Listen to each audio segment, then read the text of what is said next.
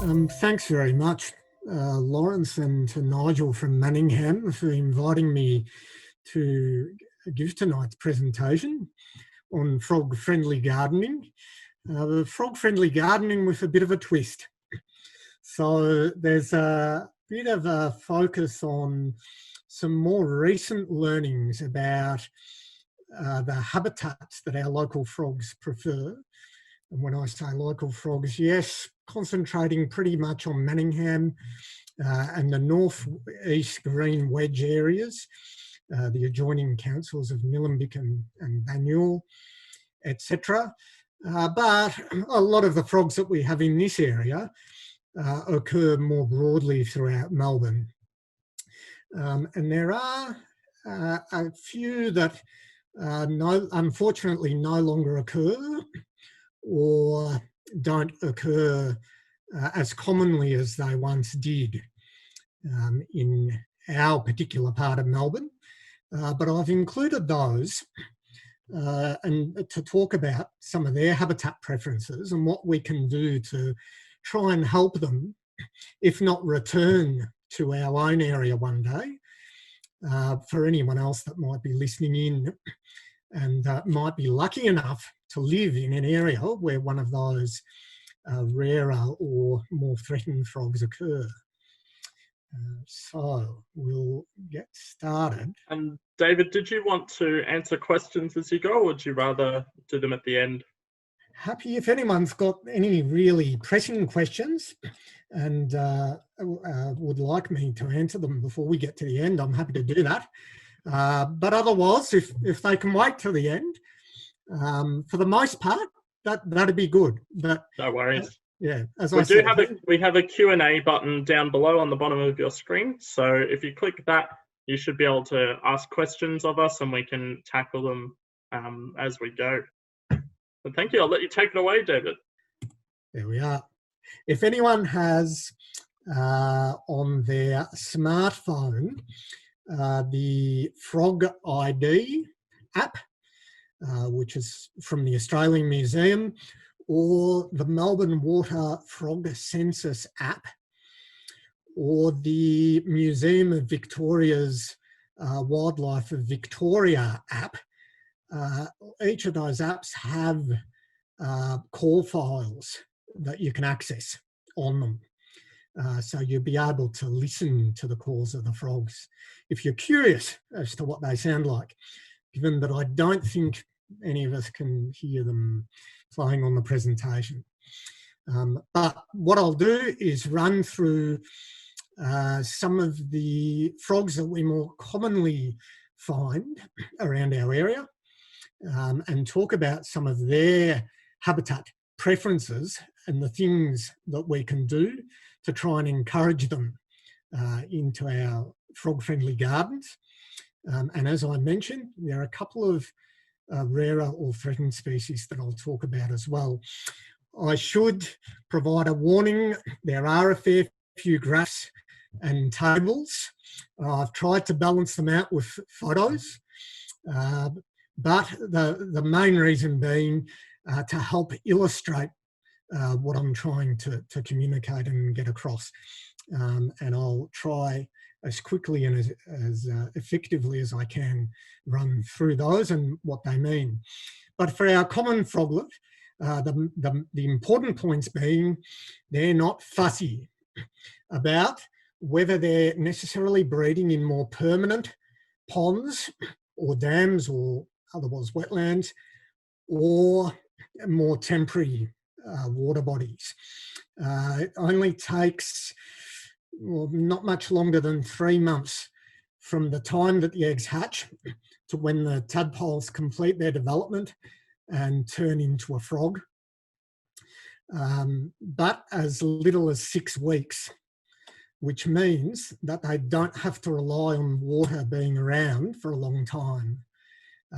As long as it's around for that long, so between 6 weeks and 3 or 4 months, then common froglets can keep their population ticking over. And as their name suggests, thankfully for this species, are still common around the Melbourne area. They're only a small frog, so growing not much longer than 3 centimetres. Often you'll find them less than that. But because they're so small and they're hanging around generally in the shallows of a wetland or a pond, habitat, low growing habitat around the edge of the pond or wetland is important for them. And as with most of our frogs, important if you can resist introducing fish to your pond, because most fish prey, they'll eat frog eggs and tadpoles. And that's true for this species, as well as most of the other ones that we have living in our area. Victorian smooth froglet. This one has a call worth listening to. It's in 2 parts. And again, I'll resist trying to imitate it myself. Suffice to say, we know through the work of one of our, I think it's fair to say, modern fathers of frog biology in Victoria, Murray Littlejohn, but the 2 distinct parts to its call are directed to different frogs. One part is directed to other males, so it's only male frogs that call, and the other part of its call is only directed to females. So hence the first part of the call directed to other males has a territorial function, keep out of my patch, and the second part of its call directed only to the females is its mating or female attraction call. But importantly, habitat-wise, this one does something very different from the common froglet and most of our local frogs, in that it lays its eggs on land, but in shallow depressions or temporary ponds that usually fill up in winter or spring, and they tend to avoid permanent or even semi-permanent wetlands. So long as the water hangs around for a few months, up to half the year is enough to take the tadpoles through to the end of their development. And at least in the lowlands or the foothills where we are, they're mainly breeding in autumn. So hence when those shallow depressions or wetlands flood in winter or spring, the eggs have been laid and hopefully they hatch and the water hangs around long enough for them to complete their development. This one shares a very similar breeding strategy to the last species. The southern toadlet's also laying its eggs inland in very similar situations to the Victorian smooth froglet, but maybe slightly even drier, which has become a bit of a problem for this species because it's not such a sensible strategy with increasing frequency and duration of drought, because this species was already on the edge in terms of breeding in a pretty risky situation. So like the Victorian smooth froglet, it's laying its eggs in autumn, but it has to wait at least 6, 7, usually, months until the tadpoles can finish their development. And they won't emerge from their breeding pool or pond until about November. And the problem that they have is if the water dries up before then the tadpoles die. So possibly the main reason, or at least a major reason, why this species is threatened. But luckily there's one main population that we're aware of in Manningham, a few more in Nillumbik, north of the Yarra. So at least for this species, it's lucky that they haven't become locally extinct completely, but significantly declined. Okay, and just quickly, all that this shows is that, so this was a study done by one of my colleagues for his Diploma of Conservation and Land Management at Swinburne a few years ago. And what is showing that's of particular interest is that in more closed habitats, so for example, woodland along creeks and swamp scrub, tea tree thickets, there tends to be a trend toward the southern toadlet liking a more open structure, more open overhead vegetation. They don't like it too dense overhead, whereas in more open habitats, so once we get into some of the more open heathlands or open forests and heathy woodlands, they're still breeding in those shallow, damp depressions, but they don't seem to mind as much cover overhead, possibly because those habitat types are relatively open anyway. So there's probably Goldilocks type of situation here. They like it somewhere in the middle, just right, in terms of how thick the vegetation is overhead. But if anything, a trend towards it not being too thick overhead. David, we have a question from someone watching. Can we modify wetlands to ensure sufficient water for the southern toadlet to breed? For example, providing an artificial water supply? Yeah, that's a great question, and particularly because it's at the moment, it's at the forefront of what's being explored or looked into for the southern toadlet. So this is probably a good time to acknowledge Craig Cleland happens to be the guru on this species. And rightly so, he's been studying it for over 20 years. And that's largely off his own back. It's self-funded. He's not an academic himself, at least professionally. He's a science teacher. So in a way, he is, I guess, at Aquinas College. So he lives locally, but he, in collaboration with Melbourne Water and Parks Victoria, are looking at doing exactly that for southern toadlet at a few sites around Melbourne. And that'll be a project that really takes off in the next couple of years, probably. Coincidentally, there's a closely related toadlet, the brown or Bibberns toadlet, which is found right on the, well, used to be found on the margins of Melbourne's western suburbs, more commonly found north of the Dividing Range. And there's a PhD student at Deakin Uni at the moment, Jawad, who's going to look at doing exactly the same experiment or trial with that species, because it suffers the same problem as a southern toadlet. So there's a bit of work that's about to kick off, looking at whether that's effective, and all fingers crossed that it will be. It's unfortunate that we have to step in and do that sort of manipulation for them, and it'll probably be ongoing because as far as we know, droughts, the duration and frequency of droughts only going to get worse before it gets better. But that's what this graph illustrates.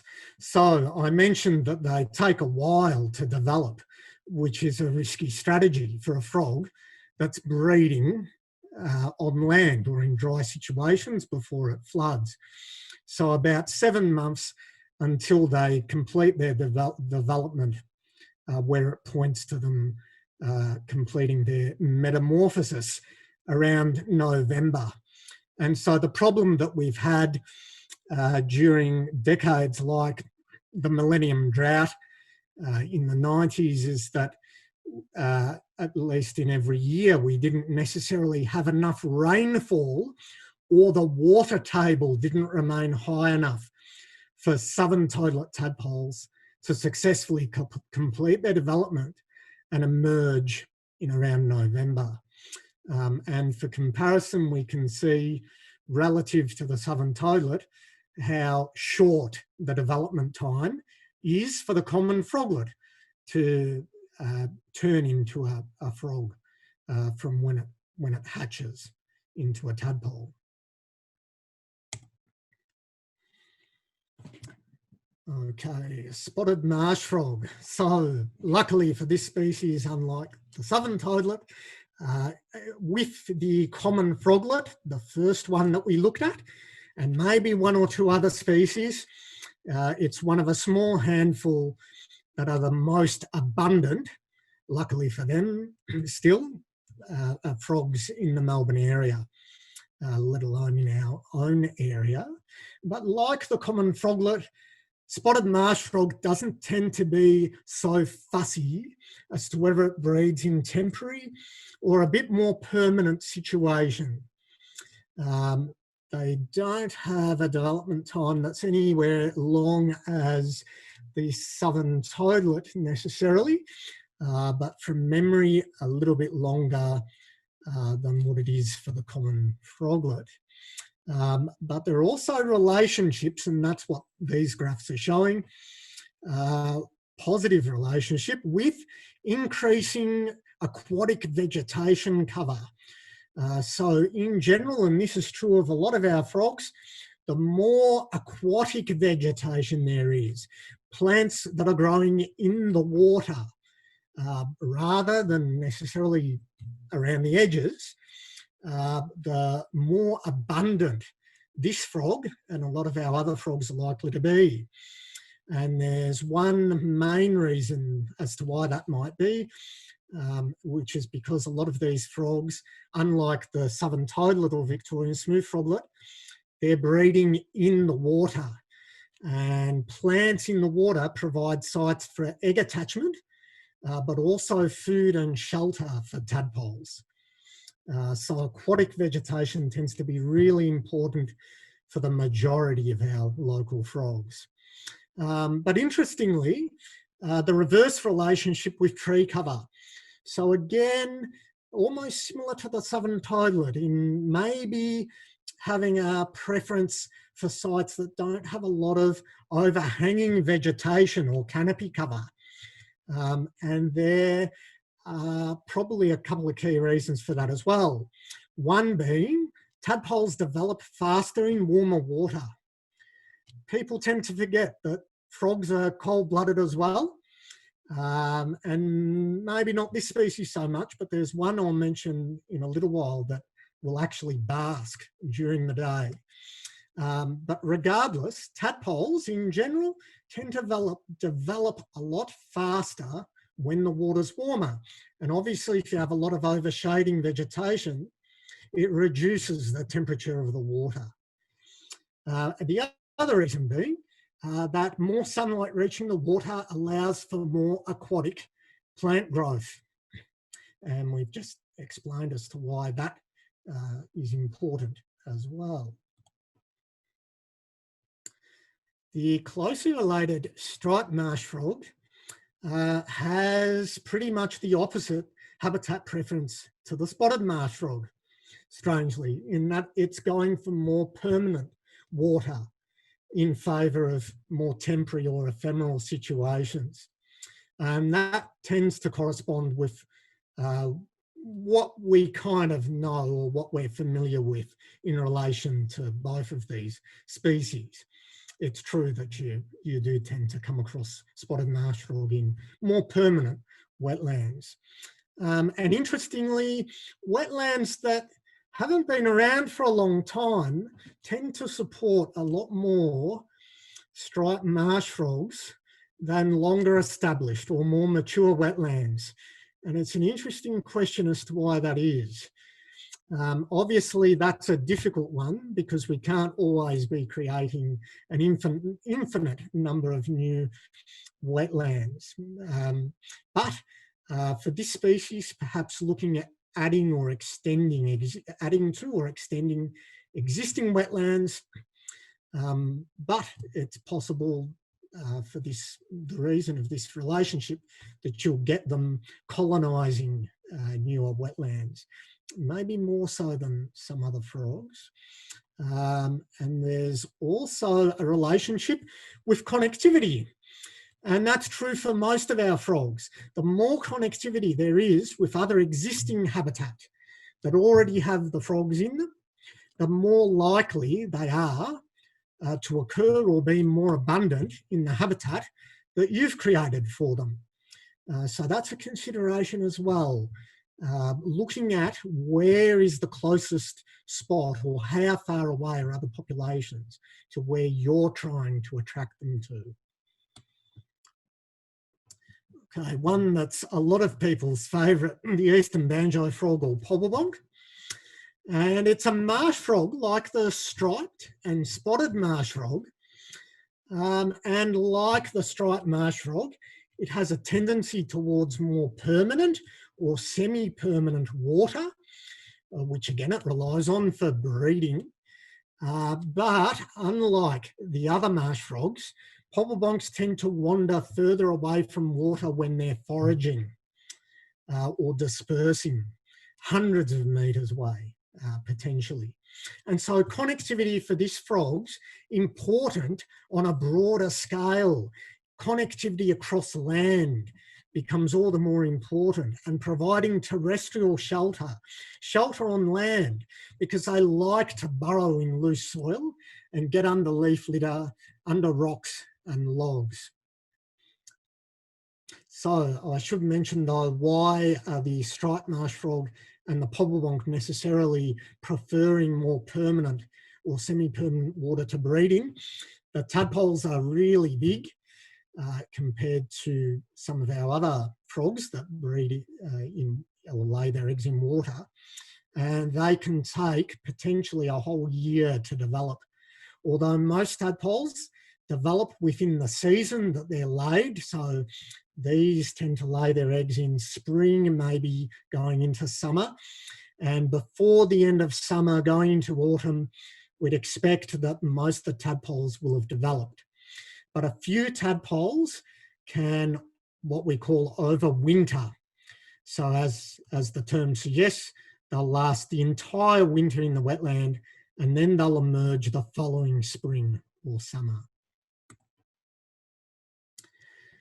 Okay, the growling grass frog, which would have to be close to my favourite, if not my favourite frog in the Melbourne area.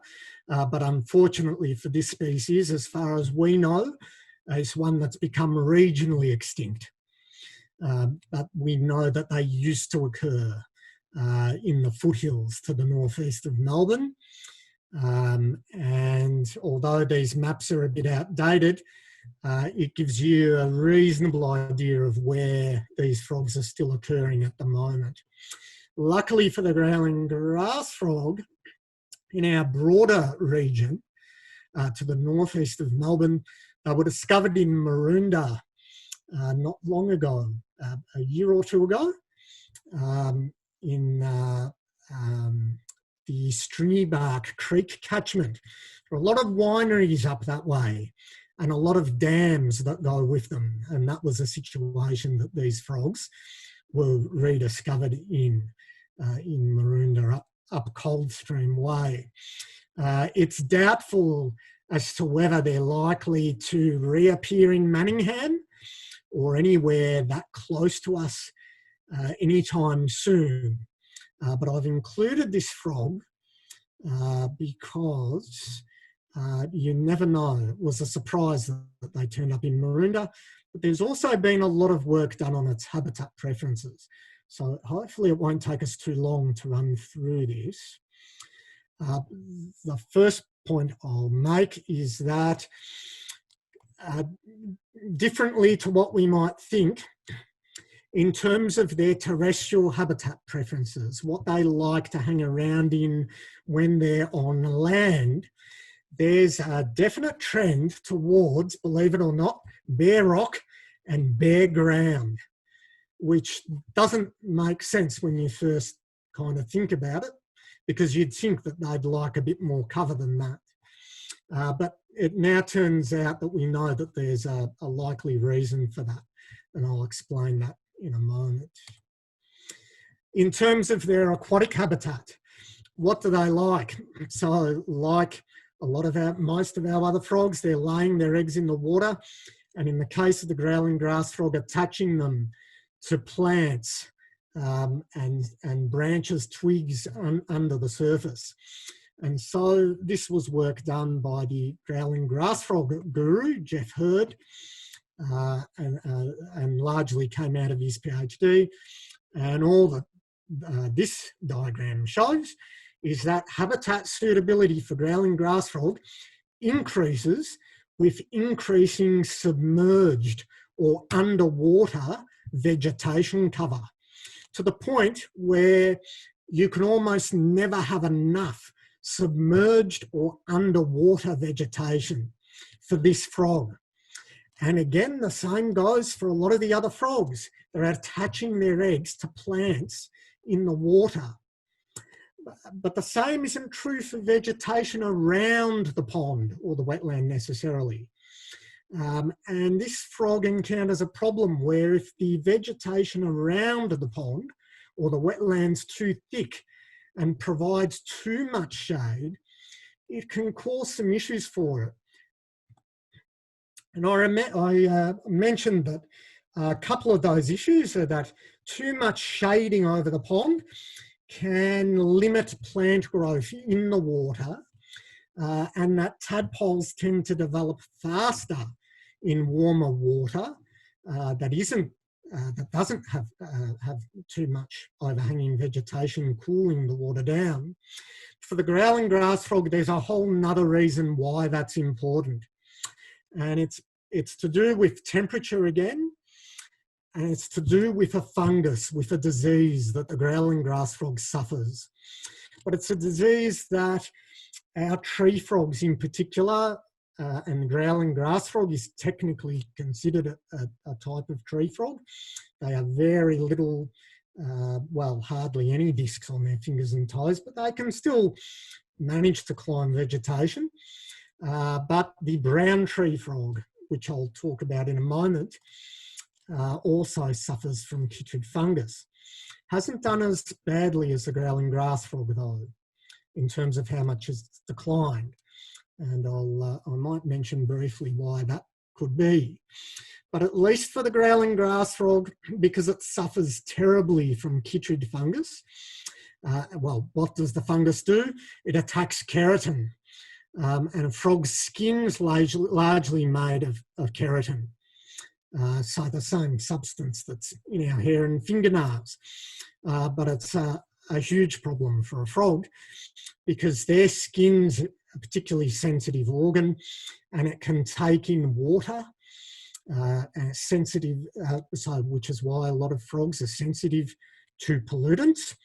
But if a frog's skin's attacked by a fungus, and in this case, when that happens, they spontaneously shed their skin and they can die of heart attack effectively, or secondary infection from other fungal infections and bacteria. So it's not a very pleasant disease for the frog, and it's usually fatal in just about every case. So if we have more open wetlands with more sun, chytrid fungus doesn't tend to do so well at higher temperatures. With increasing temperature, the incidence of chytrid infection goes down. So sunnier, hotter wetlands tend to be better for the growling grass frog because they provide a refuge from chytrid infection. And strangely, the same's true of salinity. Salt's a fungicide. And at the right kind of level, so what's the right kind of level for a growling grass frog? They can tolerate salinity up to 3,400 parts per million. So it's about average bore water, what's safe to give to most livestock, or at least dry livestock that aren't lactating. And at that concentration, the salt's concentrated enough that it'll kill chytrid fungus, or at least inhibit it, keep it controlled. But growling grass frogs can tolerate that amount of salinity, not much above that though. So it's providing a chemical refuge for the frog. It's not often that we think of salinity, let alone any type of pollution, necessarily having benefits for frogs. But this is a rare example of a case like that. And all this shows, so another diagram of Jeff Hurd's, is that overhead cover, canopy cover, trees and larger shrubs have a negative effect on the water temperature. And by reducing water temperature, they can have a positive effect, essentially, or less effectively inhibit chytrid fungus at those cooler water temperatures. But salinity has a negative effect on the prevalence or incidence of chytrid infection in a wetland, which affects, in turn, the likelihood that growling grass frogs can persist, can survive at a site. And as we mentioned on the left-hand side, in the middle, we've got connectivity.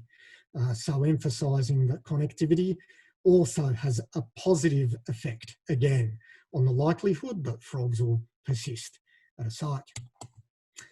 And so, strangely, this is the type of site where you might expect to find a growling grass frog, as opposed to a nice natural wetland, but a natural wetland that might have more chytrid fungus, as opposed to an artificial, not nice as looking site, but a site like this, which is potentially higher in salinity and with warmer water, because there isn't as much overhanging vegetation.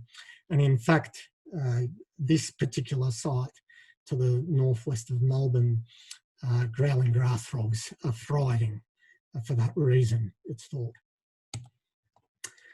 Okay, back to the frogs that thankfully we still have hanging on in our own area. So the remainder of the tree frogs. Southern brown tree frog, despite what their name suggests, not generally tending to climb trees, but what's really important for them is the edge vegetation around a wetland, because that's what they're climbing, it's where they're hanging out, and the males tend to call from. So sedges and rushes, but again, laying their eggs in the water. So a high diversity of aquatic plants in the shallows is also important, and submerged plants under the water. Important for this species again, because they're sites of egg attachment. And again, providing cover and a food resource for the tadpoles, which are mainly feeding on the bacterial film and fungus growing on the surface of the plants, under the water as well as on the rocks and the logs. And in terms of water permanency, so again, like the common froglet and the spotted marsh frog, not as fussy as to whether it breeds in slightly more temporary situations or necessarily on the more permanent side. And like the common froglet and spotted marsh frog, this is the third species that's probably in that group of frogs that are the most abundant or common in the Melbourne area. And this is a very close relative, the whistling tree frog. So closely related that the southern brown tree frog and the whistling tree frog are known to hybridise, and they tend to have very similar habitat preferences. But interestingly, it was found that whistling tree frogs don't like so much tree cover or canopy cover within 10 metres of the water. And again, it's probably that effect that overshading has for tadpole development and aquatic plant growth. That's the reason that they don't like much canopy cover, creating a lot of shade over the wetland. Okay, so to sum up the habitat preferences for a handful of the frogs that we've just looked at. So the brown tree frog and the whistling tree frog hanging around the emergent sedges and rushes at the edge of the wetland, but again, going back to the water to lay their eggs. And they lay their eggs as a jelly mass under the surface of the water, attached to the plants.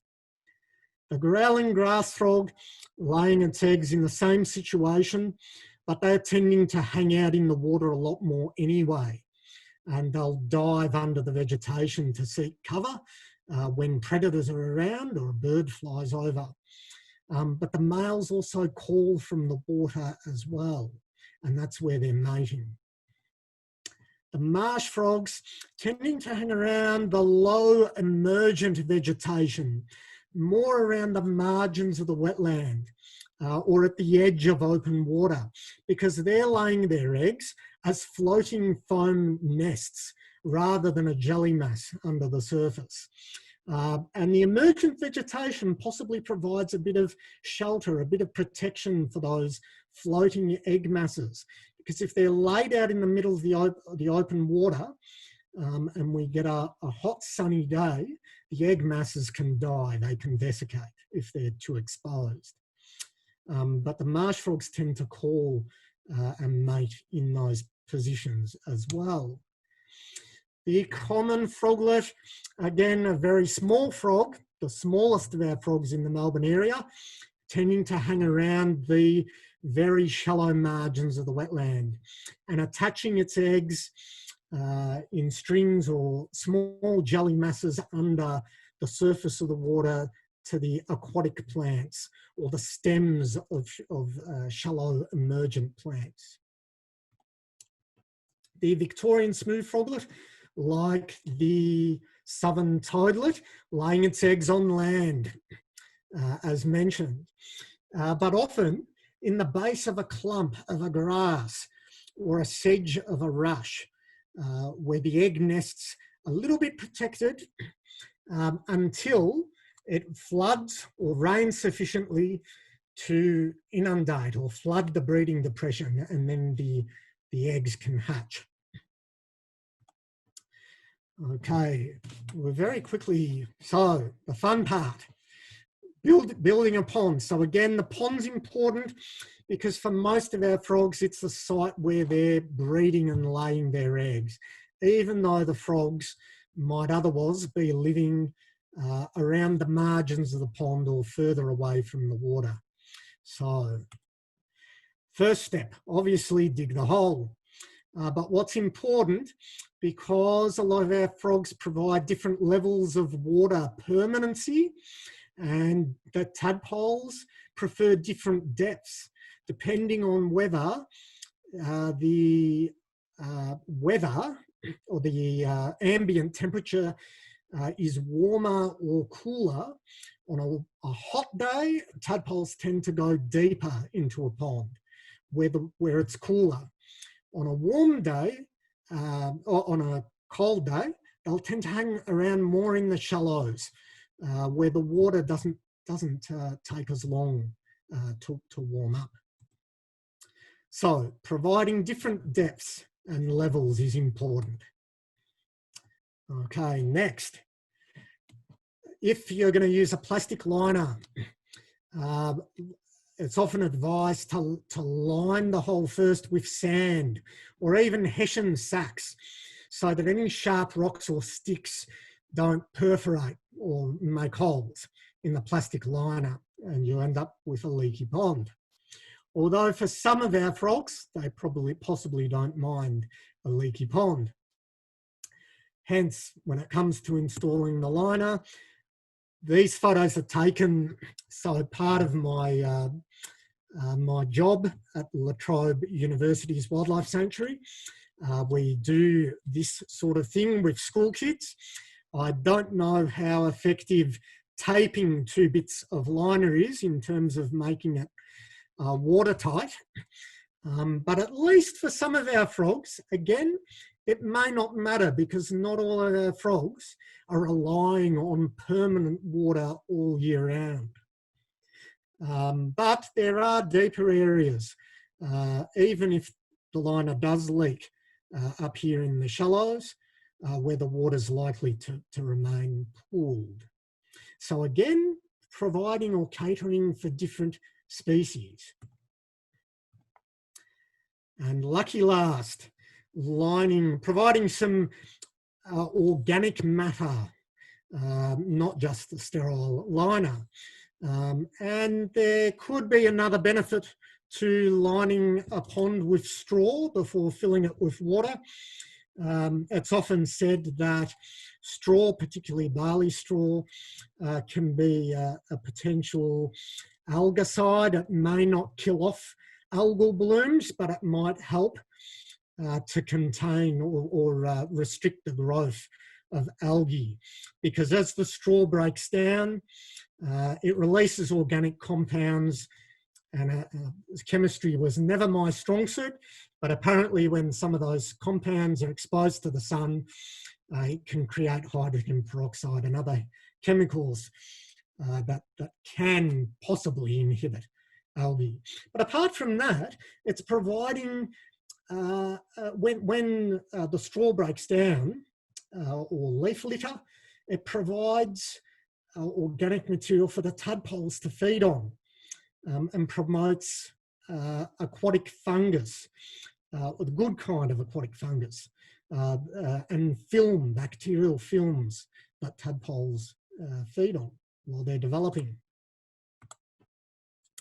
And lucky last, to furnish the wetland.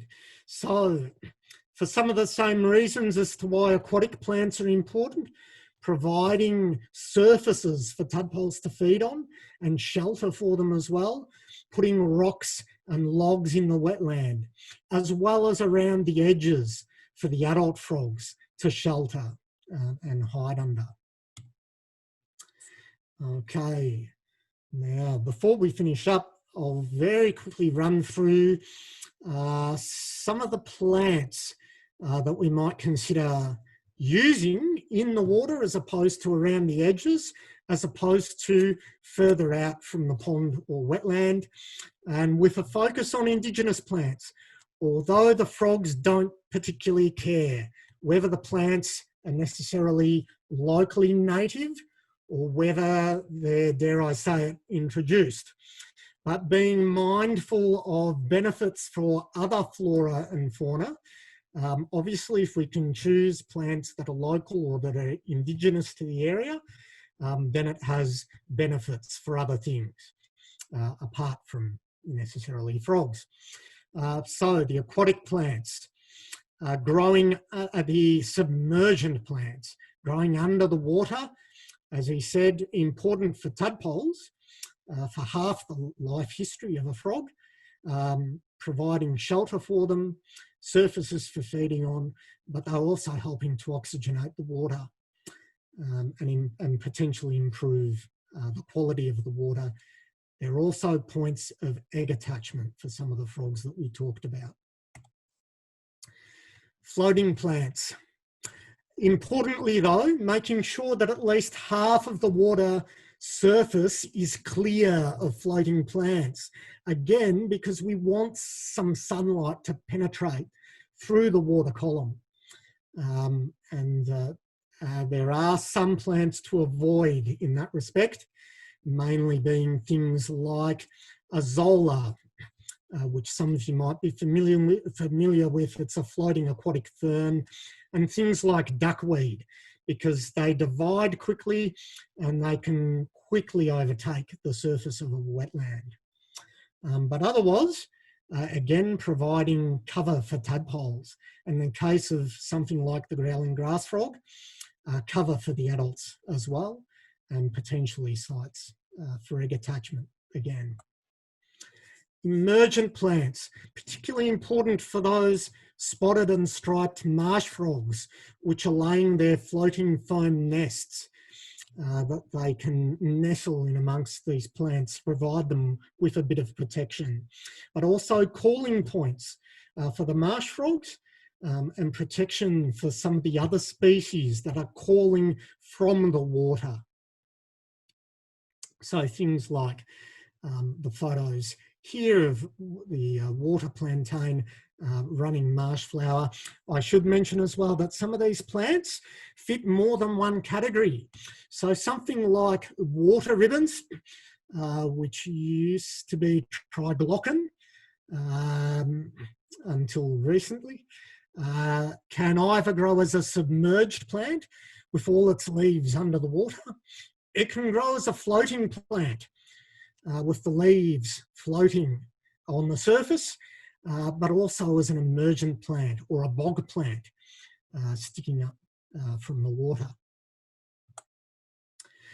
And the smaller edge plants, important for things again like the common froglet, only a small frog, only needing small plants around the edge of the wetland.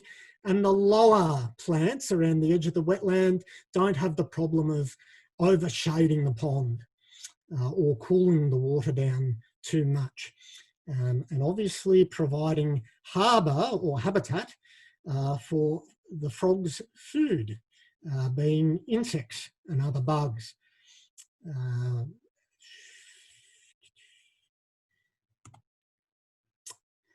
And the taller plants, a bit further out from the pond or the wetland, providing connectivity across the land, which is particularly important when frogs are dispersing.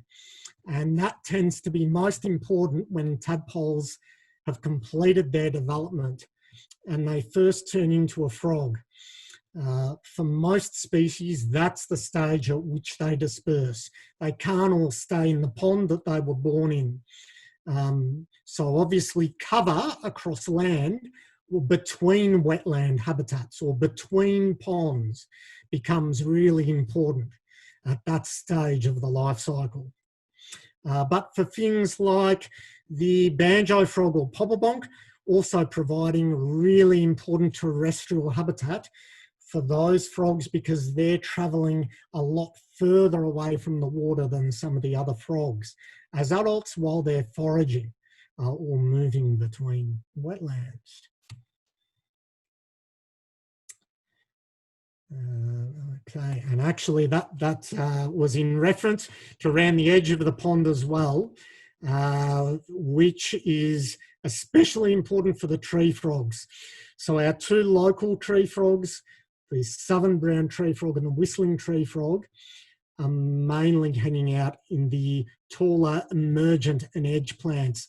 Again, those sedges and rushes around the edge of the wetland, even though they're going back to the water to breed, to lay their eggs. Okay, and this was a slide that I've already covered, talking about the importance of terrestrial habitat or overland habitat for frogs that are dispersing or otherwise foraging on the land as adults. But keeping in mind in particular, because a few of these plants that are listed are taller shrubs or small trees, that factor of not overshading the wetland too much or planting them too close to the edge of the water for that reason. Okay, to sum up some important points which we've already emphasised a fair bit, so I won't spend much time on this. But importantly, having gently sloping banks as well for frogs that don't have very good climbing ability. So that's the marsh frogs and the pobblebonk mainly, and the common froglet. They have trouble climbing steep or vertical edges. So shallow edges are important, particularly for those species. We talked about the importance of rocks and logs providing cover and shelter, not only in the wetland, but around the edges for the adult frogs and further out from the wetland as well. We've talked about the importance of not overshading the water too much and making sure that at least half the surface of the water is kept clear for the reasons that we've talked about. But when you're planting submerged plants, plants that are growing under the water, to stop them from floating away, let alone the soil or potting mix that they're in, planting them in hessian sacks tends to be a neat technique. So you can fill a hessian sack with soil, stitch the end shut and then cut slits in the sack that you can plant aquatic plants in before you throw it or place it under the water.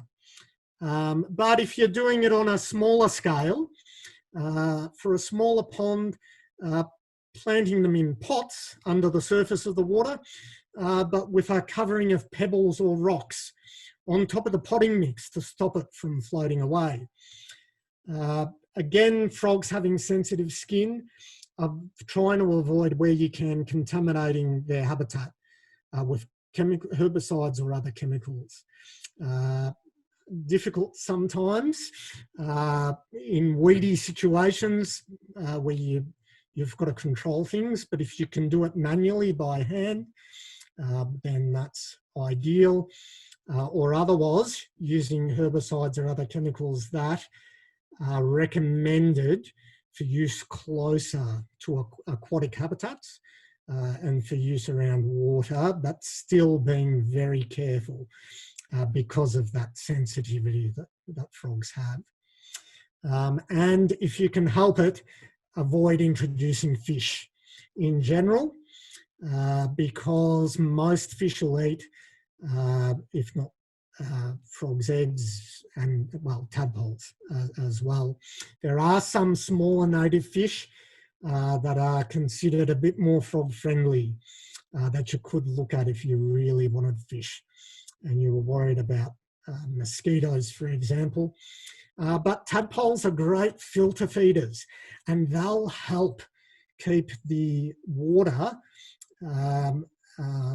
filtered and stop it from becoming too stagnant and reduce the amount of mosquito breeding that's in your pond or wetland for that reason. And again, if you can help it, avoid introducing frogs or eggs or tadpoles from other ponds or wetlands for a couple of reasons. One being that you could be introducing a frog that isn't necessarily supposed to occur or doesn't naturally occur in the area.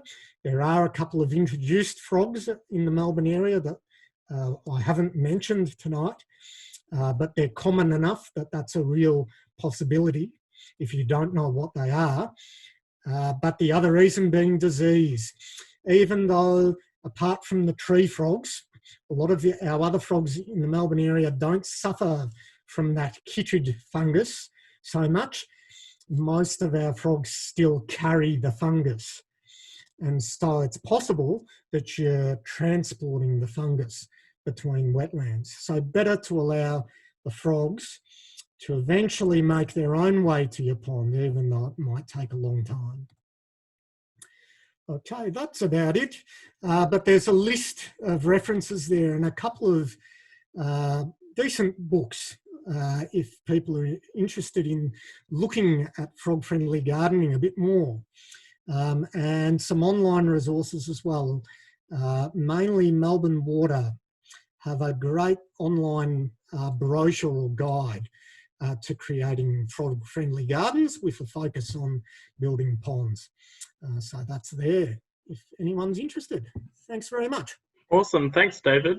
We have a few questions as well. So we've got someone who wants to know, how do you attract frogs but not snakes? That is a good question, and we always get this one. So that's a really hard one because for better or worse, frogs are food for a lot of snakes. And if you provide great frog habitat, it'll be reasonable habitat for snakes as well, but with that added benefit of having food for the snakes. So if you're worried about snakes, or you're in an area where you know there are snakes and there's a chance that you might be attracting them to your frog pond, so things like copperheads, tiger snakes, particularly enjoy feasting on frogs, then it can be worth keeping in mind building your pond or moving a pond a bit further away from a living area, or where snakes aren't going to encounter dogs or kids, for that matter, or anyone else. So at the far end of the garden, or maybe fence off a corner of the yard or the property, make that the frog and snake corner, and not so close to the house. But for the most part, for those of us who are worried about snakes, if you keep other areas neater and tidier, it is true that you discourage them. They may still cross open areas, but for the most part, they'll hang around in the frog habitat and they won't hang around so much in other parts of the yard or the property. Perfect. Also, a similar question. How do you create a wetland for frogs but not mozzies? Yeah, so that's again a good and tricky question, because if the water's still, that tends to be the situation that mozzies love to breed in. But for most of our local frogs, not all of the frogs in the Melbourne area, but all the ones I've talked about tonight, and that people are likely to attract into their yards or gardens, also have a strong preference for breeding in still water or slow flowing water. So there's an issue with mozzies there. But as I mentioned, if you create, for want of a better word, a well-balanced frog habitat, a well-balanced pond or wetland, and you get frogs breeding there, and you get other things colonising your pond or wetland, like dragonfly larvae, mud-eyes, or other aquatic insects that like to feed on mozzie larvae, you'll find, and particularly, after a few weeks over time, when these things colonise your wetland, mozzies won't become as much of a problem. And the tadpoles are also filtering the water. They do an unbelievable job of keeping the water turning over. They're brilliant filter feeders, and they won't keep the water as stagnant as it would be if the frogs weren't there. So it's actually, it is amazing how well they can maintain the water quality and make it less suitable for mosquitoes to breed. Do they also, the tadpoles, do they eat the mosquito larvae? Most won't, not so much, probably a bit quick.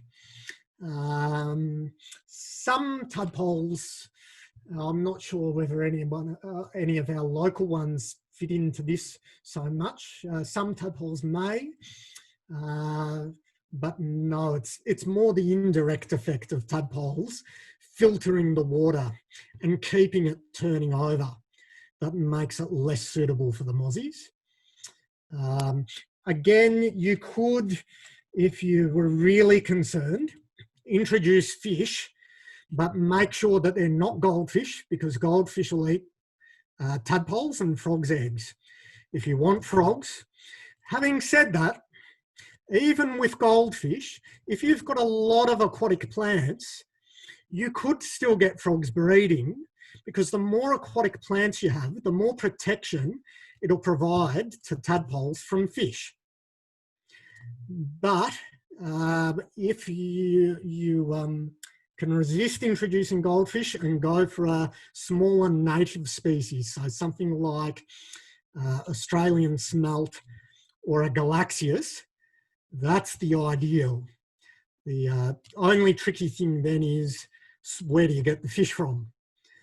So there are aquariums around that will get them in for you if you ask them. Yeah. And I should mention, a lot of people say that something like white cloud. So they're a little fish. They're often passed off as being a native fish, but they're not. So they're an Asian species, which wouldn't be a problem, except although we don't have any feral populations of white clouds in Melbourne, as far as we know, by introducing a fish that doesn't belong here, there's always a risk that that could happen, that they could escape, particularly if you're near another wetland or a creek. And birds can transport fish and drop them potentially. So if you're really worried and you want fish, the recommendation is go for a small native species. There's a question on this topic as well. Can you separate fish by putting wire under the water as an underwater fence? Oh, that's a really interesting one and something I've never thought of before, or anyone else that's spoken to me. So, yeah, that's a good question. If it was secure, there may not be any reason why it wouldn't work. But obviously, if you've got male and female fish together and they're breeding, and the eggs or the baby fish, depending on whether they lay eggs or they're live bearing, fall through the wire, then your fish might not stay contained for very long. But otherwise, it's an interesting idea. Maybe something worth experimenting with. Yeah.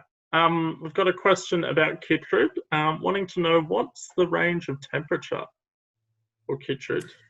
Yeah, so it's definitely does better on the cooler side, and that is it can survive. Well, we know that it can survive sub-zero temperatures because it's up in the Alps. It's up in the high country above the winter snow line. And a lot of alpine frogs have been badly affected by it for that reason. But it's the upper limit that's important. So above around 25 degrees, chytrid doesn't do so well. 24, not much less than that, inhibits its growth. And much above 24, 25 degrees tends to kill chytrid. So the hope is that in a wetland that doesn't have too much overhanging canopy or overshading vegetation, at least during summer, when some of our frogs are breeding, and importantly the growling grass frog, which is the really susceptible or vulnerable species to the fungus, the water gets up not every day to that temperature, but enough of the time that it doesn't eliminate chytrid fungus, but it keeps it down at manageable levels, or at levels that the frogs can manage. Awesome. We've got someone who wants to know, what is the realistic distance from a river or a creek that frogs will come to backyard ponds? And sort of a similar question, is it likely that we'll get frogs in relatively built-up suburbs? So we definitely have frogs in relatively built-up suburbs, and to give you confidence in that, not just me saying it, one of the frog researchers at the University of Melbourne, Kirsten Paris, has looked a lot at frogs in the inner city around Uni of Melbourne's campus, and the inner suburbs of Carlton Gardens, for example. And there are frogs in the steep-sided water features, the fountains, in the middle of the city, but they're tending to be the ones that can cope better with that situation, so being the tree frogs, in particular the southern brown tree frog. So we know that they're right in the inner suburbs. Spotted marsh frog as well, and common froglet gets pretty close to even the middle of the city, but spotted marsh frog and common froglet have the problem that the brown tree frog doesn't have, in that they can't access ponds or water features that are above ground because of the steep sides. And if they can access ones that are at ground level, they won't be able to get out if they've got steep sides below ground. And then there's a potential risk of them drowning, obviously. Yeah, those three species are probably the most likely to turn up in the inner suburbs.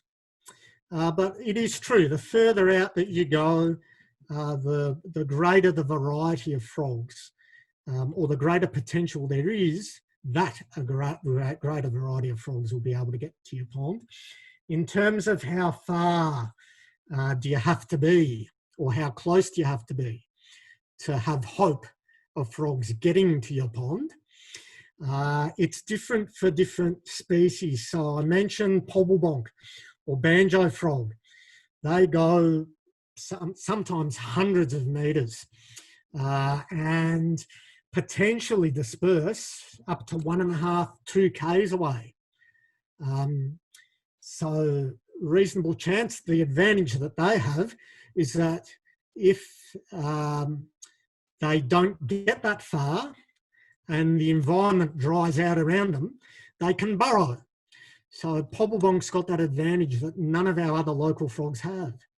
And they can wait it out under a rock or a log or under the loose soil and leaf litter until it rains again, and they can continue on their way. Brown tree frogs, they will turn up in surprising places sometimes. They'll use people's swimming pools, particularly in winter when they turn all nice and green and slimy with algae. And again, they don't have the problem with the steep sides of the pool. So they can use swimming pools as stepping stones during winter, and they'll often turn up in backyards that they haven't appeared in before at that time of year. But frogs will also use calls to guide themselves. So it's possible that frogs are hearing calls in the landscape, signalling that there's likely to be water and suitable breeding habitat, and that can guide them through the landscape. And if they happen to find a new opportunity on the way, it is surprising how effectively they can find water sometimes when you wouldn't expect it. I've found pobblebonks in piles of warm mulch before, so they really do turn up anywhere. Yeah. Well, they've got that. They love to burrow. It's an advantage for them that none of our other, at least really local frogs have. Yeah. So other frogs within Australia definitely burrow, but I think, in Melbourne in particular, the Pobblebonk's the only one. Yeah, we did, well, historically, and including in the Yarra catchment, there was another burrowing frog, and we can't rule out that they're still around, but that's the spadefoot toad, common spadefoot toad. And they put Pobblebonks to shame. They really burrow. So enough that it's thought that the spadefoot toads can spend a year or more, potentially up to 2 years underground, until it really rains substantially. They're really a floodplain frog. They take advantage of big rains and temporary water that hangs around for a few months. And then when the tadpoles hopefully develop into a frog and it dries up, they're straight back underground and wait until the next major storm or rain and breed again. Awesome. Would using a pump to circulate water affect the frogs from laying? A pump's not necessarily a bad idea if the flow isn't too intense. So a really powerful pump that's circulating the water really quickly probably isn't going to help much. It'll make it less suitable. But a pump that's just helping to filter the pond or the water a bit, and even a fountain feature won't necessarily discourage them. If it's not causing the water to torrent or flow really quickly and there's not a huge changeover, it's not going to be enough to discourage most of them from breeding. even though they, yeah, it's true that they prefer still water, but they will. A lot of our local frogs, for example, they'll even use slow-flowing creeks to breed in, or where the water's a bit deeper in the creek, where it pools a bit, and that slows it down. So it's not true that they exclusively use completely still water, but it is true that it's best that the water's not flowing really fast. And are there any frogs in the Yarra in that sense? There are, well, as much as we can say as there are loads of frogs in the Yarra, there are loads of frogs in the Yarra. So, but only how many species? So in Victoria, give or take, we've got around 30 species of frog. In the Melbourne area, broadly, we get it down to maybe 10 or a dozen. Along the Yarra, commonly, we're probably getting half a dozen species of frogs, and most of them are ones that I've talked about in the presentation. So most of in fact, probably more, just more than half a dozen, all of the frogs in tonight's presentation, maybe apart from the growling grass frog, although I mentioned that we now know that they're persisting in the wider Yarra catchment up in the Coldstream area. Pretty much all of them hang out somewhere in the Yarra catchment, but some of them are a lot more restricted or found in one particular part, as opposed to others like the common froglet, spotted marsh frog, brown tree frog, which are found pretty much throughout the whole catchment. All right, another question. How hot before frogs cook? As in, like, what's their upper threshold for temperature? So it's different for different frogs. Growling grass frogs, I should have mentioned, they'll also bask in the middle of the day and usually floating on the water. And they're more or less the only frog that we've got in Melbourne that does that, but they don't seem to mind it hot. They're a summer breeding frog, spring and summer. The Pobblebonks are also a spring and summer breeding species. The brown tree frog and common froglet don't tend to be as active at as high temperatures.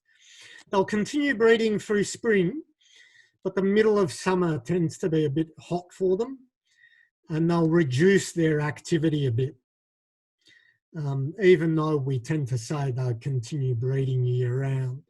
They definitely feel the heat a bit more, but that threshold's going to be different for different frogs. But what's too hot for a growling grass frog? If we're getting into the 30s, or up to 40 degrees ambient temperature, you'll see them using strategies to try and keep themselves a bit cooler. Growling grass frogs in hot temperatures, they tend to go up a bit higher. They climb vegetation, maybe where there's a bit more breeze, and cool themselves off, or they might be hunkered down in dense vegetation around the edge of the water, where they can still keep themselves moist. We know that they'll go down yabby holes. They'll go down cracks in the soil, crevices in between larger rocks. So they're not silly. Being cold-blooded though, they have to move around to regulate their body temperature. Unlike us, we can manage a bit better in that way because we can regulate our own. Frogs don't have that advantage, but they're really neat as to how they go about doing that using the habitat that's available to them. And really importantly, that highlights that important factor again of providing that variety of different microhabitats, the rocks and the logs, and the vegetation around the edge those hiding spots to enable them to do that. Awesome. And last question for the night. Do you have any tips for preventing blanket weed? So blanket weed, so that's a noxious weed. It tends to be more of a problem, although not exclusively, to the west of the city. It likes the drier, flatter plains, the volcanic plain of Melbourne, but you also find it to the north of Melbourne. Not such a problem in Manningham or our foothills to the east and along the Yarra. I'm assuming the person who asked this question brings up blanket weed because you'll find it in the sort of places that growling grass frogs might like to hang out. Those creeks like the Cororoit Creek, Mooney Ponds Creek, Jackson's Creek, the Merry Creek to the north and the west of Melbourne to control blanket weed. As far as I understand, and this is only going off my other job, is as an environmental consultant. And so we have a crew that manage things like blanket weed. And my understanding is that the most effective control is to spray it with the appropriate herbicide. But the issue there again in relation to frogs is if it's growing closer to water or somewhere where frogs, like the growling grass frog, might be using it for shelter, you'd want to be mindful of that and maybe think about being a bit creative of how you control it, where there's a risk that you might be impacting on too many growling grass frogs, let alone any other frogs. Awesome. Well, thank you very much, David, for presenting to us tonight. And thank you, everyone, for attending. We do have another presentation coming up in the Spring Outdoors series presented by Manningham on the 14th of October. That's a Wednesday. But you can check out all of the presentations in the Spring Outdoors series on the Manningham website. But thank you so much, David. That was really informative. No worries at all. Thanks for having me again. No worries.